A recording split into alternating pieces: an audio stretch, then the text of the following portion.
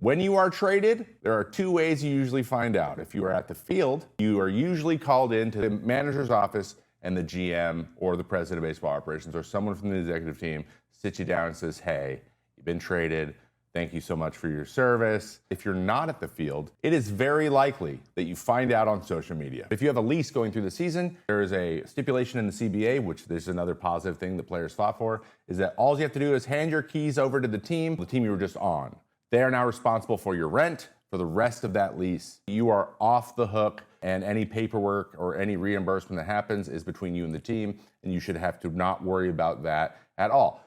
Of course, that doesn't go super smoothly every time, but at least the financial part of it is easily figured out. The vast majority of the time, the team then takes those keys and then sublets it to somebody else on the team. You, as a player, usually have to report to the park right away. You usually get like 1 day. The player packs their bag, and then it's up to your family and also the team, like the clubhouse staff will come out and help move things. A lot of this burden goes on your family to take care of this stuff. And so shout out to all the families out there that make playing professional baseball possible. And anyone who's single and doesn't have a family usually lives out of a suitcase anyways. What do you have to do when you get over there? You have to figure out where you fit in the clubhouse and where you sit in the hierarchy of service time. This is what I thought was the hardest part, was figuring all of this stuff out. Imagine you're a pitcher. You now have to get on the same page with a catcher that may or may not have caught you before right now, especially for relievers. If that isn't